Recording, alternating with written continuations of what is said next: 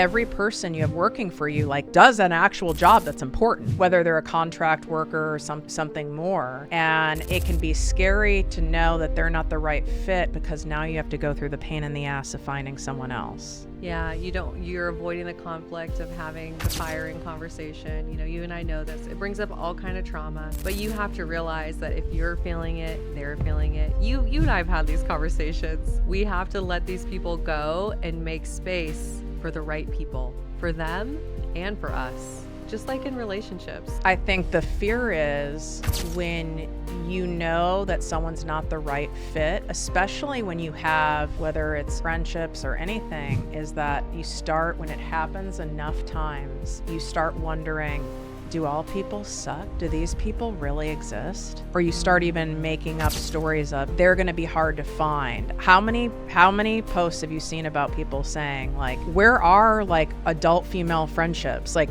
do they even exist? Like, they're so hard to find. You keep reinforcing they're so hard to find. What up, my people, my posse, my fellow crazies? It's your host, Tiffany Carter, and this is the show that is going to help you grow your business, your bank account, that big, beautiful brain of yours, your abundance, and everything in between.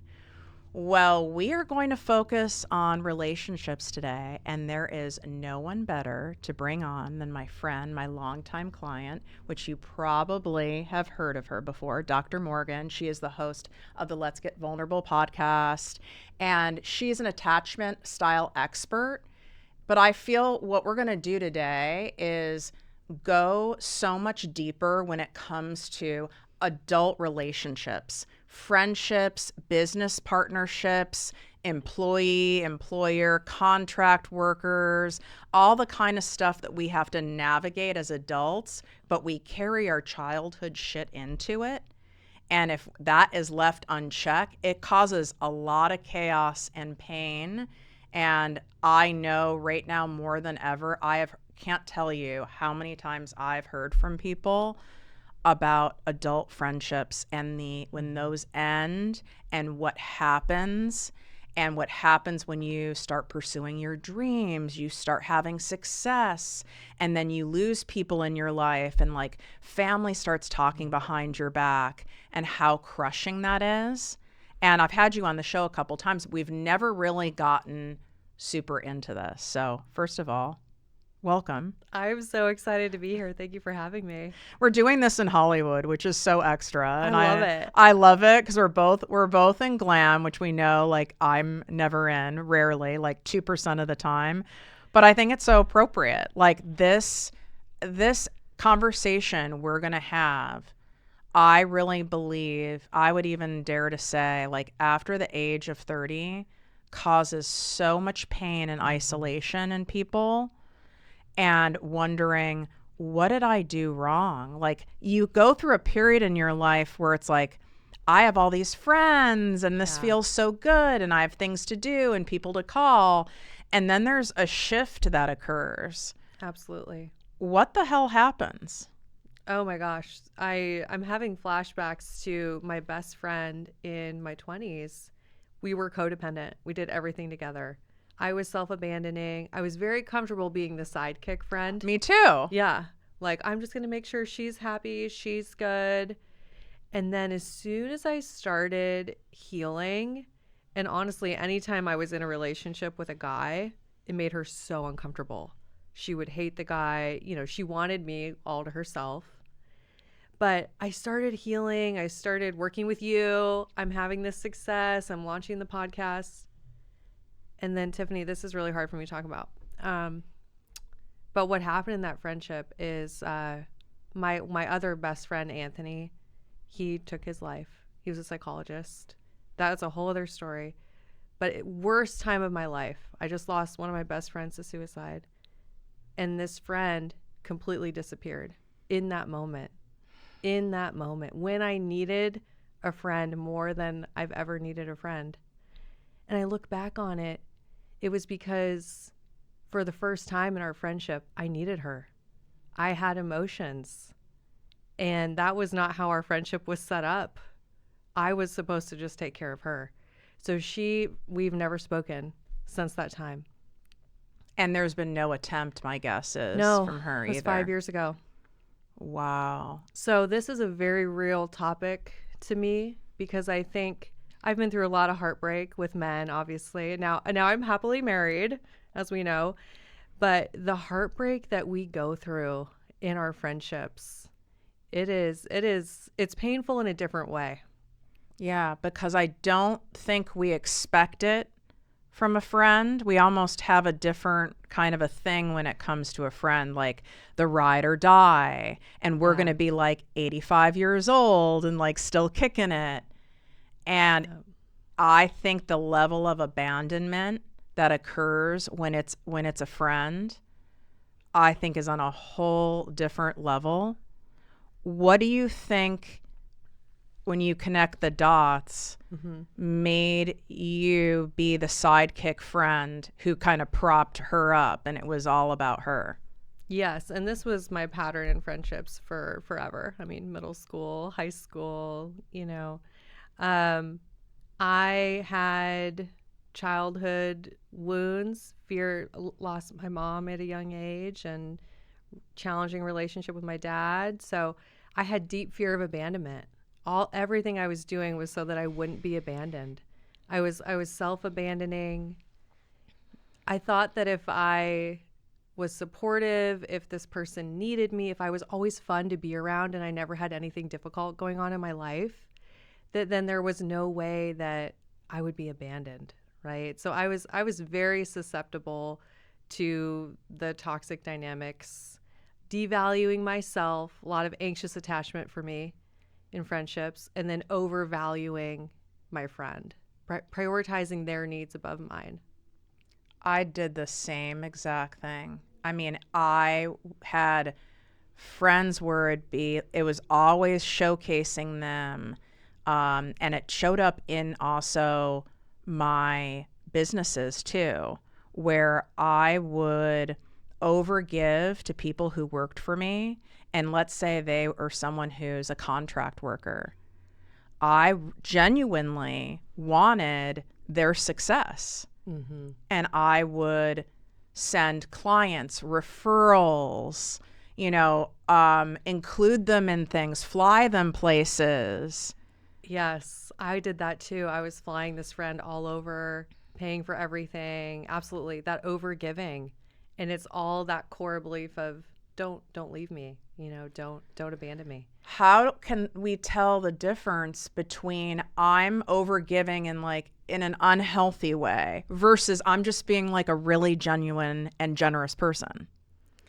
I think when we have that unhealed relational trauma and we're not showing up as our secure self, it's impossible to connect to, okay, I want to give, but it comes from a place of I have capacity for this and it's not because I'm scared of being abandoned.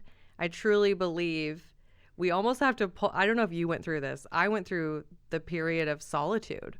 Like I Oh, just yeah. can't have friends in my life. I had to completely over boundary myself for a while so that I could recalibrate and get to that place of, oh, I'm giving because it feels good. I'm giving because I can, because I have capacity to, because I'm abundant. I don't think you can get to that place until you've really healed internally and really had that season of pulling back and not being close to people for a while. And it's so hard to do. I call it like the messy middle where you're willing to sit alone. You're willing Friday night alone and it feels so alone. You're not alone. We're never alone. And it forces you to develop the relationship with yourself and with a higher power. Yes. But it's hard because we see, on social media, all these people, and I don't know if this has ever been like triggering for you, but when I see all these people who like have their gaggle of friends and we've been friends since high school and we do our annual trip together, or, oh, we're all like these boss babe friends that we ride or die for each other. And it can then turn on people and go, well, is there something wrong with me? Why don't I have this? Absolutely. Oh yeah. I think, well, you and I have talked about this. There's definitely plenty of that on social media. And then we also know that those images are not telling the full story. I mean, you guys, you want to know something? And You're to spill the tea. I'm spilling some tea because a lot of these people come to me for coaching. And so I have privilege to see what's going on behind the scenes. Do you know people pay these people to be in photo shoots for their marketing? Oh, I did not know that. I did not either. Okay. Like these are not like actual real like friends, or they all have an agreement that we'll all get together, the 7 of us, just for photo shoots to help all of our brands. Wow. And it's like this perfect mix of like diversity as well. Oh my gosh. So the next time you see one of those photos where you're like, how are they all friends? And how like, did this right. happen? And I'm like, oh, I was like, wow. This is marketing. This is marketing because it is tapping into a desire and a wound, Yes. you know, that people have. And that's why I think a lot of people end up joining some of these like masterminds and going to some of these events. Like they want to get in that cool girl club, the cool guy club. If I'm in with these people, that's going to mean this. What do you think is this that people are attaching? You know, like we were talking about when I was you interviewed me. If I have this, that will mean this, or I will get this. What do people think they're going to get by having those friendships, those connections? It's so funny as we're talking about this. I'm going back to the cafeteria in high school. I was not cool. I don't know about you. Did you guys have tables like different? Yeah. Okay, what were the cliques in your school? I mean, there was like the jocks. There was like the really smart like chess club people. Then there was the popular girls that were the cheerleaders, and they're all skinny and, you know, perfect skin, etc. I had horrible acne. I had glasses. I didn't have my mom raising me, so I didn't learn how to dress well. Like, I mean, you would just look at me and I was just an outsider, you know. I felt like the ugly duckling. And I just remember being in the cafeteria being like, I have nowhere to sit. And I would just go outside and sit on the ground and read. So what do we want? What do we want? We want to think that we're enough, that people love us, that we're wanted. We have that core human need of belonging. And that if I belong, if I'm in this group, it means that I'm good enough. Yeah. You know? Yeah, I do know. It's so interesting. Some of these things I didn't know about you. We have even more similarities where I felt the same way. I didn't quite know where I fit in, and I wanted to fit in somewhere. It didn't have to be at the popular table or the jock table, but I just wanted to fit in somewhere, and I knew I didn't. Yes. And that made me feel uncomfortable. But now, knowing I don't fit in, and I joke, like, I attract all the people who are the land of the misfit toys. Like, I love that I don't fit in. And now you love that you're someone who doesn't fit in. I love that I don't fit in. Right? That's what makes you stand out and have so much success and so unique and so much compassion. Yes. Of not fitting in. And yet it really is a core wound, a wound that I notice is reoccurring for me and a lot of entrepreneurs who come to me for help, is not feeling supported. Yes. In any area, in friendship or even encouragement of family, like with their big dreams and their business and the stuff that they want to do. And I'm sure you've seen even the videos and quotes online where it's like the last person to comment or share your stuff is actually someone like, you know.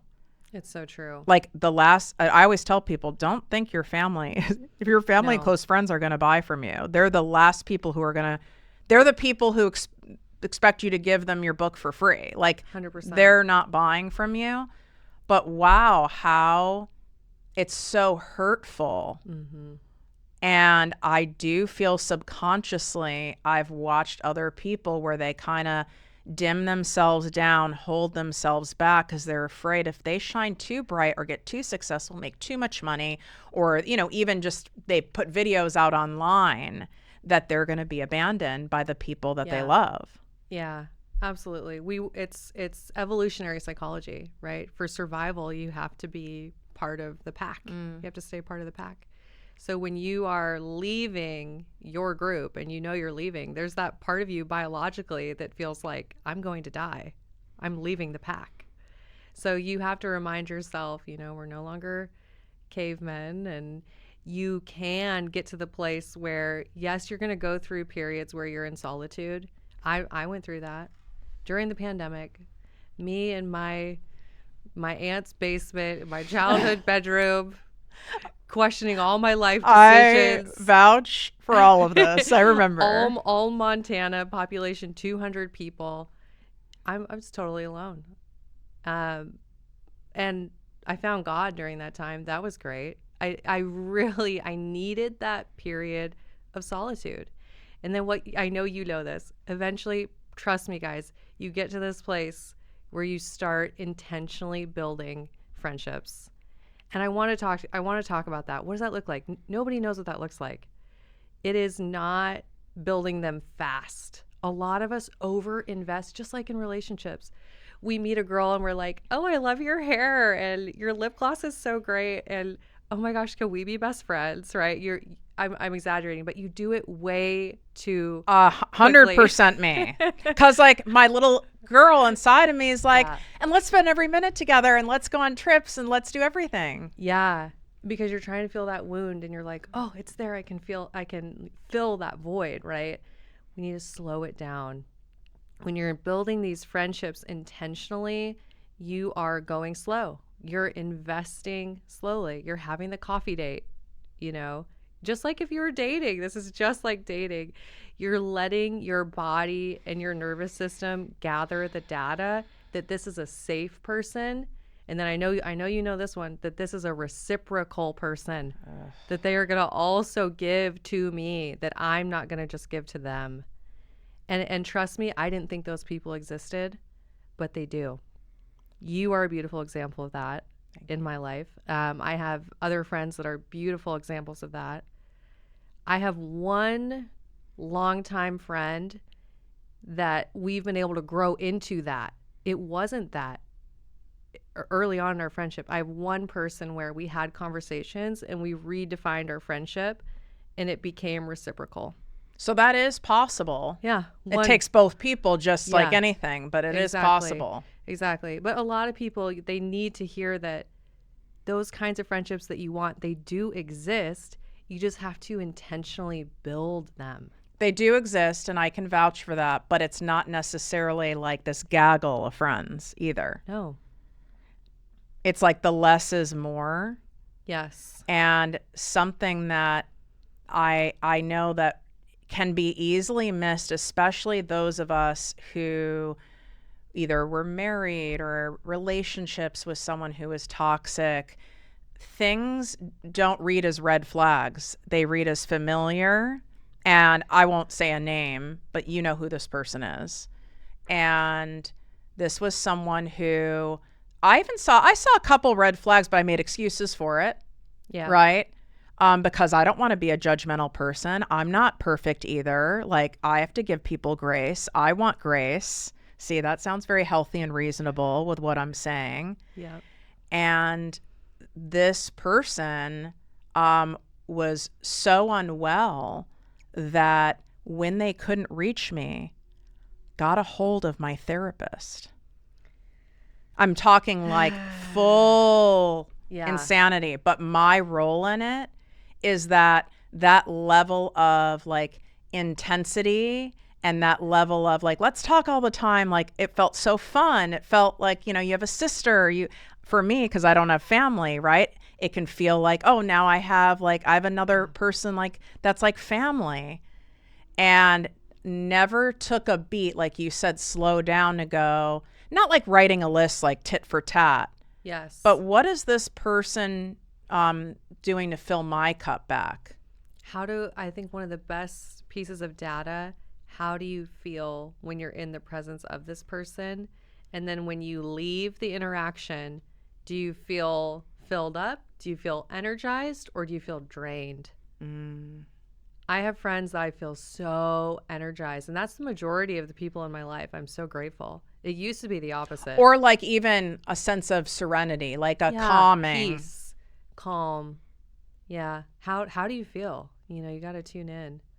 Why do you think it is, from a psychological perspective, that us expanding and growing, whether that's getting married, that is starting a podcast, building a business, getting really in shape, just pursuing our best selves, why is that when friendships seem to dissolve the fastest?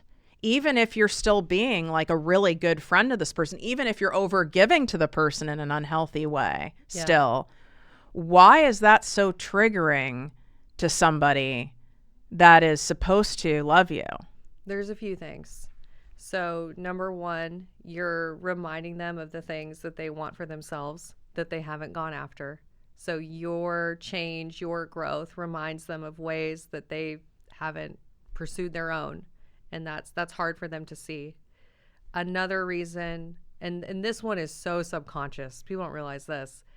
They're afraid you're going to abandon them. You're going to abandon them because you're changing.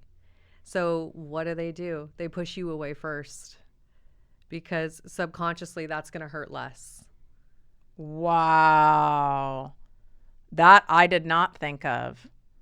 Like, because that's happened to a lot of people, like you said about this friendship you had. This person abandoned you and has never even come circled the wagon or wrote a letter and said, I know that wasn't okay, blah, blah, blah, something, made an amends. Yeah. And I can't tell you. And it's painful. I can't tell you how many times that has happened to me. Yeah. From people who work for me to people who I thought were friends. And that whole expression of it's lonely at the top. Yeah. I mean, cliche sayings are cliche for a reason, but it's also because there's some truth to it. When you are shining, and I think this is why there's a lot of fear of being seen and expanding with people, is there are people who do fall off. And you'll hear me say, whether I'm talking to myself or I'm like ranting to Coach Tiff AI, I literally talk to myself through my own AI. You need to do this with your AI. Yes. Actually, I need your AI. Yes. 100%. Where you're like I'm pacing around talking into it. It's very funny. I love that. And I'm like, why would someone where I am giving to them opportunities. You hear celebrities talk about this, like opportunities, a platform, clients, gifts, and it's not even from an overgiving space. It's from I genuinely want to help see you succeed and rise and delight in life. And then I feel like there's almost a like shove away that happens. And not just me. I can't tell you how many people I've coached through this who've told me this happens. Why, when you're giving, is it like their capacity to receive isn't there? That can be it. Absolutely. They don't feel worthy of it. They don't feel worthy of the opportunities, the love and support. I think people honestly have all kinds of trauma about intimacy and closeness. I don't know if you've ever experienced this too, but it's almost like that friend I mentioned, she totally abandoned me right when we were getting very, very close as well. Like I had gone to her family. It was her brother. Okay, I hope she's not listening to this episode. Please don't listen to this episode, but it was her brother's wedding on the beach.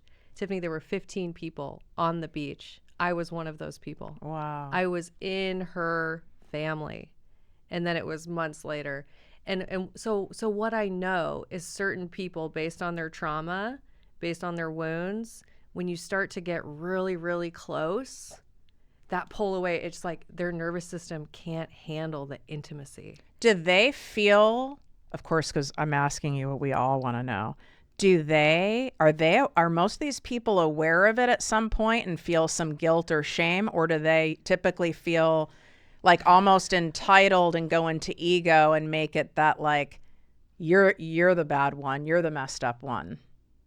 The people that are not able to communicate what's going on as they're pulling away most likely don't have the self-awareness to actually know what's going on underneath.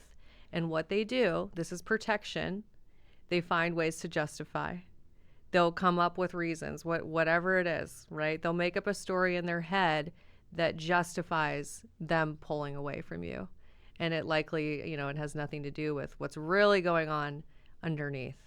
Is that an example of avoidant attachment style in doing that behavior? Yes. Versus someone saying, hey, like, when do you have a time like that we can talk, you know, and like actually like talking about it? Yes. Because it's different. Let's say in a friendship, I have an issue and I need to work on it. If I come to you and I tell you directly, like, hey, this is what has happened, this is how I feel, this is what I need, that is so different than just, I'm going to disappear out of your life, right? I just always wonder, and I've had that exact thing happen with someone who I was like, like her kids were in my will, okay? Like similar thing. And as soon as the intimacy got, you know, very, very close, and I learned some very deep things about the person with no judgment on my part, Yeah. total ripped away. This is exactly what happens too. I'm glad you brought that up, that when you're that close, you're seeing them as their full selves. They don't feel safe being seen for who they are completely. And it terrifies them, right? So then they have to push you away because you know the truth of who they are, because they don't have that self-acceptance. And then it triggers the person on the other side, the abandonment for me being, you know, disorganized attachment style. I mean, secure, I would say a lot of the time, but when things like this happen, I vacillate. I go to, oh my God, my default is Tiffany's a bad girl from my childhood. So what did I do wrong? And also from my million years of working on myself, like I'll own my part, you know, I'm humble and willing. So I'm like, what did I do? Did I do something? But, you know, go through all of that. And then it flips to, well, fuck you then. Like, yes, the anger. Right. And that almost is like the avoidant, like, fuck you. Like, I'm not doing that then. And then it can flip me into, well, I don't want any more friends. I mean, recently, and I just recently told you this, you know, when I've had a lot of stuff in 2025 happen with people who work for me, with stuff like this happening. Yep. And I'm talking people who make multiple six figures off of the clients I send them. And I don't ask for, like, I'm not the person who wants like a kickback referral. Like, that's just not my style. When I do it, it's for fun and for free. You know, and like true pour in, whether it's wisdom, support, advice, being very gracious when there's maybe too gracious, when there's a lot of mistakes, even mistakes that have cost me money, you know, because everyone makes mistakes, but like all that stuff. And then having someone in the middle of a launch, or when you need them the most in business or even personally, when they know, hey, I need extra support right now, or we're in the middle of this right now, and they do that pull away, like the rug's being pulled out from under you, it feels deliberate and it feels like a fuck you. Mm-hmm. But my guess is it actually isn't personal, is my guess. I would say a majority of the time. Yeah. There's a lot that could be going on, right? Are they afraid that they're going to disappoint you? Are they dealing with their own stuff about, I can't express what I need, or, you know, it's just easier for me to just disappear, their own worthiness stuff. I mean, there's we don't, I think that's the hard part when this happens. We'll never know exactly what it is that's going on, but I know 100% it's relational trauma. Right. We want to know, I think, because we think if we know, then it will protect us from it happening again. Yes. And it's not the case. But that, just so you guys know, this has happened to me multiple times, even times where I actually knew what was, you know, going on, and it still can happen. And it's like, what is there something that I'm doing? When I say I am speaking for the collective I, what is something that we can look at within ourselves? Like, we have to have some part of it. There has to be some part of the side of the street has to be on me. Just like in, personal relationships, we keep attracting the same kind of dynamic where that happens in friendships. Yeah. There has to be something that we actually can improve on or can control.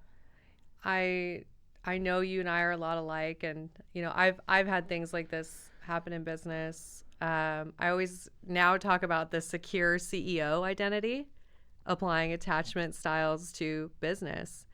And I think if we are really honest, because this is me too, there's probably still parts of you that is just wanting to help people, that is, attracting those people that can't quite give you your needs, but you see their potential. Yes. And you really believe in them. Yes. And you're just so giving. Yeah. So for you, it's about, and for me too, speaking to both of us, embodying that secure CEO identity where you are so crystal clear on the standards and the expectations for the role, and the boundaries are there. I know you know this, right? And it's just, this is that opportunity of how do I get even more clarity on what that looks like, embodying secure Tiff.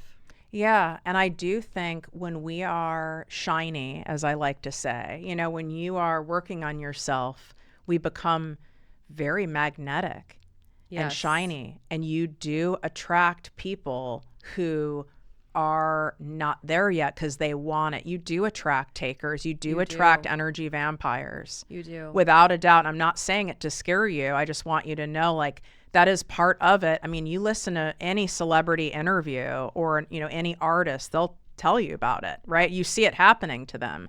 Their own team will steal from them. I've had literally someone who watched my dog Molly, who's like since passed, but like I trusted him so much for my first business. He watched my house. He watched my dog when I was gone. I was traveling all the time, and he was so trustworthy until he wasn't. And it was when he started making more and more money with me because I was growing more and more. And then he had a corporate credit card and everything and started stealing from me. Wow. And it was so devastating. I couldn't believe it because that's not how he operated before then. And then it was like, oh my, but guess what? That's unavoidable in business. It is. And it's unavoidable truly, like in your personal life. You're not going to never have someone do you dirty. Oh yeah, I've had it multiple times, as you know. And I think it's that realization that they start telling themselves that they want what you have. And they start saying like, oh, they won't notice, or if Tiffany's getting this, then I deserve some of it. They start coming up with these crazy stories, right? And that's about their own trauma and their own probably stories about themselves not being able to do it themselves, not believing in themselves. So then they have to get it from you somehow, right? So I mean, this is part of, okay, how do we embody the secure CEO that catches this stuff earlier? And you still aren't always going to catch it. No, people are good at right. I mean, some people are masterful at it. Yeah. Or they do it so slowly you can't possibly see everything. Yes. So how can we be the secure CEO of like our lives, right? Like business and our lives. Is that also about taking those relationships slowly too? Yes. Slowly. Gather the data on people, really, really asking yourself, how do I feel in the presence of this person? Do they do what they say they're going to do? Do they do it well? Do they do it half-assed? Is it matching my standards? It's all the same things in dating, It's all about, is this my dream podcast support person? Or, it's just getting so clear on, do I feel the way I would want to feel in this relationship? Is this matching up with the standards? And then if it's not, if I give this person feedback, what do they do with the feedback? A lot of people shit the bed when you give them feedback, Yeah. even if it is done in the most therapies of ways. Right. Right. A lot of people can't handle that. I had my original producer of my podcast that I had for 4 years. I sent him so much business. And just like in any relationship, you don't really know how the relationship is until there's like trouble in the waters. Conflict. They say that about like a brand too, right? Like you can love a brand until you have something that's wrong with a product, right? And then you see how they handle it. And it was, I know my side of the street was clean on how I communicated, right? A major mistake. Absolutely shit the bed. Also during a launch, and when our relationship's terminated, I'm not editing your show anymore after 4 years. Wow. And it was like, wow. Yeah, this is a real thing. You know, I think people's real truth comes out when there is conflict or when they have let you down in some way. Mistakes happen in business. You know, my team members make mistakes. We all do. But how do you go about it when you do? Do you take full ownership? Ownership is so hot. It is so hot and it's so humble. Yes. And it's not easy to do. Listen, like I'm embarrassed if I like forget something and I have to go, you know what? Like, you know, that's on me, you know, but that feels a lot better than like going into the void or gaslighting somebody. Yes, absolutely. So when someone can acknowledge, yes, I made that mistake. I let you down. This is how I want to fix it, right? Then we have repair. Just like in a romantic relationship, in business, you're going to have mistakes and then you have to be able to repair and you have to realign to, okay, this is what it needs to be, right? So it's all about let's get back to a securely attached, you know, place. Don't you think that part of why we hold on to people long past the expiration date is we don't either want the life disruption or we don't want to be, like you called it, like the void. We don't want to be alone. Yeah. And I know you know this. I mean, my business is like my baby, right? I think like it was. And now it's off to college. I'll explain this. Like we've connected so much of our worth a lot of times to our business and to how the business is doing. So there can be so much trauma in how we relate to the business. So you're almost in denial. You're like, this can't be happening. I'll fix it real quick, you know, give this person feedback and we'll move on. You basically have the blinders on. You don't want to see the truth because you love this thing so much. You've poured so much into it. It has to work. So then it prevents you, since you're clinging so tightly to the business, it prevents you from seeing the truth of the people that you've hired. So now that I have disconnected my self-worth from how my business is doing in my Stripe account, now I can approach my business in a much more securely attached way and have those secure conversations with team members because I'm not gripping so tightly to everything. That makes so much sense because when you know that someone's not the right fit, especially when you have, I would say like a small business model. This isn't like a business that's like a multi-billion-dollar company where you have layers and layers of people and redundancy. You know, every person you have working for you like does an actual job that's important, right? Yes. Whether they're a contract worker or something more. And it can be scary to know that they're not the right fit because now you have to go through the pain in the ass of finding someone else. Yeah, you're avoiding the conflict of having the firing conversation. You know, you and I know this. It brings up all kind of trauma, right? But you have to realize that if you're feeling it, they're feeling it. You and I have had these conversations. We have to let these people go and make space for the right people, for them and for us, just like in relationships. I think the fear is, whether it's friendships or anything, is that you start, when it happens enough times, you start wondering, do all people suck? Do these people really exist? Or you start even making up stories of, they're going to be hard to find. How many posts have you seen about people saying like, where are like adult female friendships? Like, do they even exist? Like, they're so hard to find. You keep reinforcing they're so hard to find. It's true. You have to start knowing that they're out there, knowing that they're on their way to you, and really holding that space in joyful expectation that that person is on their way. Yeah, it's tough to keep believing that when you've sat in the void a while or have had stuff happen enough. How do you navigate sitting in the void and remaining in faith and trust when that void is going on way longer than you want it to? I think it's so important to feel what I need to feel, to honor the grief, to honor what that inner child is going through, and to show up as the emotionally available parent and say, yeah, this really hurts, you know, to make space for it. So not to try to push it away or brush it off, but to really show up compassionately first. And then, this is so important, I have to look for evidence. I try to talk to people that, you know, have that great operations person in their business that they've had for 10 years and they have a wonderful relationship. I have to go look for evidence out there that, yes, it does exist. And then I say, thank you, God and universe, for giving me this opportunity to get even more clear on what I really want and I need.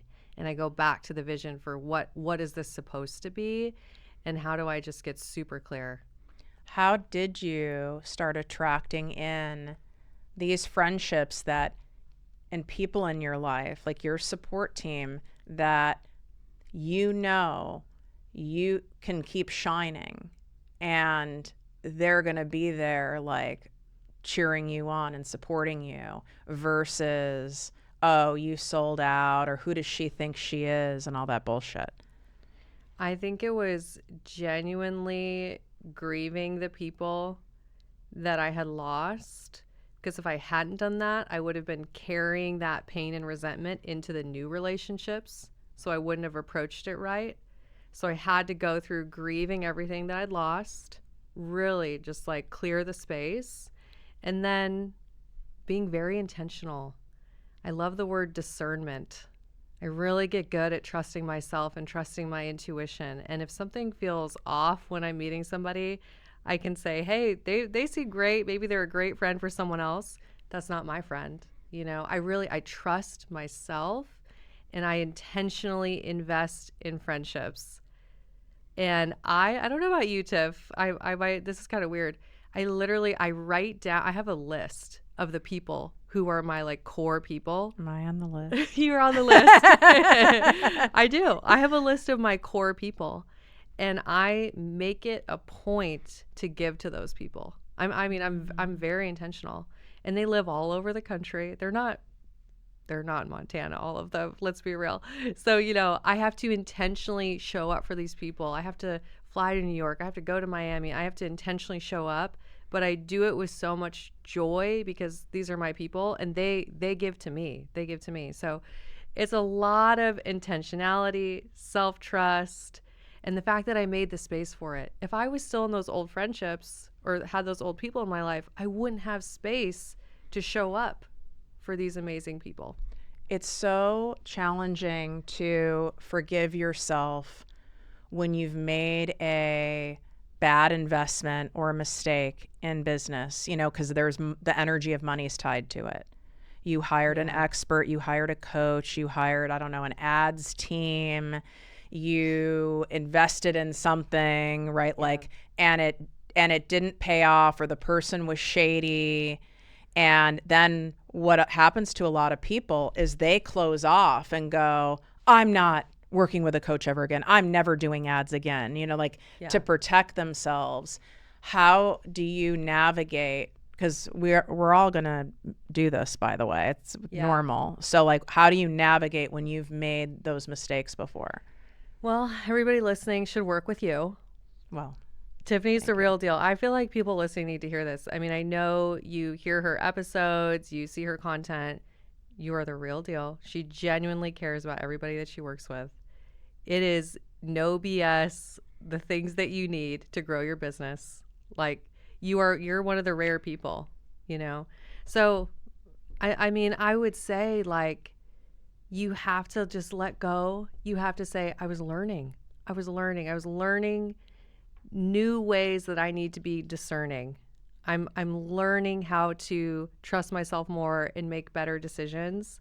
I did the best I could at the time. It made sense at the time, and I'm letting it go. And then I would say you just have to realize you can't do life alone. You can't do business alone. You could try. I know I've tried. I've had seasons where I was like, I'm never hiring anyone again. I'm never having a mentor, et cetera, et cetera. But you realize it's just not possible. It's not possible. And then this is really fascinating. So you and I, our relationship, for those of you that don't know, Tiffany was part of my business in the early days, the very beginning, very, very beginning. And then I got to this point where I was like, okay, I'm going to go do this myself, and I'm going to grow this huge thing, and I want this huge team. And then I went and worked with a different mentor. It was the broiest of the bro marketers environment, not the right fit. And I wasn't very securely attached in how I handled that whole transition. I can take ownership for that. And I think looking back, I really would have benefited from just working with you the whole time. But it was like my nervous system couldn't handle the consistency of it. I remember you sharing that with me. I couldn't handle the consistency of it. So here's what I want to say to everybody. When you find your own Tiffany, which I hope it's you, but build long-term relationships in your mentorship. That has been an absolute game changer. I mean, you have worked with me for years, and she knows all the things. So I think in mentorship, in coaching, in friendships, find those people that you know. I would be so happy to have this person in my life for the next 50 years. You know, like let's play the long game. When you're playing the long game, you're so much more intentional. Versus the shiny object or the Yes. shiny job or, oh, this person must have the magic secret. Yes. And that person, but how can, in wrapping up here, how can people, is there any advice you can give them on helping themselves be more discerning when picking their people, whether it's investing and working with someone, a mentor, a friend, because it's so hard because how people present themselves and mask themselves, you can't always tell. It can seem very alluring. Yeah. You have to be able to feel that this person is telling you the truth. And for a lot of us, that's so hard to get to. But honestly, it comes back to doing the inner work and getting yourself to as securely attached place as you can. Right? And I think realizing that someone who is telling you the truth, they're going to be honest about the hard stuff. They'll tell you what you probably don't want to hear, Yeah. even if it means they might be a little mad at you. Yeah. Those are your real friends and mentors. Yeah, they're going to tell you the truth, and we can feel when people are telling us the truth. And so I think honestly it comes back to doing that inner work where you really have self-trust and you have built that intuition to know when someone is the real deal. I really think it comes back to that. That's so true. How can people best connect with your work and get more on this? Because I know that this attachment theory, even though it's like old news to you, you've been teaching this for a long time, but believe it or not, there's a lot of people listening where they had the same reaction I did. When I met you, I'd never heard of it, and I had 5 million years of therapy. Wow. Never had heard of it ever.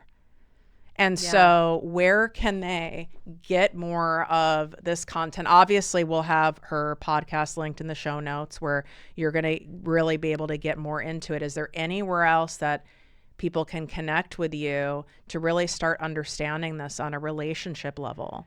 Yeah, the podcast is great. Let's Get Vulnerable, over 590 episodes on all things healing and becoming securely attached. Also Instagram at Dr. Morgan Coaching, Dr. Morgan Coaching. And then I do have a private podcast that is a deep dive that is $27. And this is like everything you need to really start moving to that securely attached place. So I can give you that link. Yeah, too. that's in the show notes. So swipe up, you guys, to get that over on YouTube at ProjectME TV. It's in the description. And just know the longer you wait to do this work, the more pain you're going to end up in, and the cycles will repeat. So I'm just saying, like, don't blow it off because it's being presented to you and you're going, well, how good could it be? It's $27. Well, I'm her coach and the shit's good. And I don't have to say that. It's not like I get a kickback. Like, it really is that amazing. Yeah. And they're doing the work with you for business and also do the inner work alongside that work. I have to say, you guys, Tiffany is the real deal. Like, I know I've said that. I have to say it again. Like, I am living the life that I am because you believed in me. You guys, like, Tiffany. And you believed in yourself. Yeah, and I believed in myself. But, like, Tiffany is so good at holding that vision for you and knowing what you're capable of and just cutting through all the nonsense and telling you exactly what you need to do so that it's not overwhelming. It has just been one of the biggest gifts of my life that I chose to work with you. And it was scary. You know this. It was so scary for me. I had no money, you guys. She really had no money. I had no money. That's true. And I invested in you, and it completely changed my life. I mean, I have, multiple homes, podcasts with over 6 million downloads, a business I love, married to an incredible partner. I mean, that was a big turning point. So anybody that's hesitating, just work with Tiffany. She did not tell me to say this, by the way, but I would not forgive myself if I didn't mention it. So please just take the leap. You won't regret it. Tiffany, thank you for everything you've done. Love you. Thank you. Love you too. I appreciate you being on. Thank you for having me.